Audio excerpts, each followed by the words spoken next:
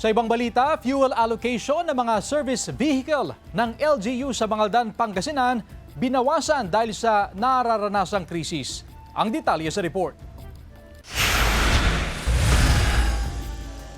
Binawasan na ang fuel allocation ng ilan sa mga service vehicle sa Bangaldan, Pangasinan. Hakbang ito ng lokal na pamahalaan para makatipid sa konsumo sa petrolyo, lalo na ngayong patuloy pa rin naranasan ang krisis sa Middle East. Idagdag pa na doble o halos triple na ang itinaas sa presyo ng diesel. Fuel limit lang muna para maayos din po. Halimbawa, may mga isasubmit po na reports sa ating province or even in the regions.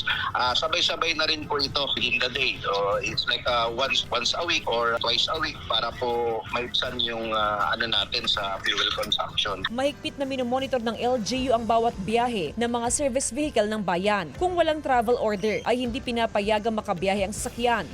Ngayon, noon ma'am, mga 5 ma'am. Opo. Kada araw. Opo. Ngayon, sir? 2 ma'am. Nagpatupad na rin ang adjustment sa koleksyon ng basura sa bayan. Para minsan ang hakot lang ng basura sa plaza, ginawang 10 to 11 a.m. ang paghahakot ng basura. Isang bihis lang na naghahakot po dito sa plaza yung basura natin. Opo, kasi iba rin yung nasa market, iba rin yung mga nasa highway na naghahakot. Tanging ang mga rescue vehicle, ambulance at PNP ang hindi binawasan ng fuel allocation. Importante kasi hindi maapektuhan ang emergency services sa bayan. Kasama si Daryl Peralta, Jasmine Gabriel Galban, One North Central Luzon.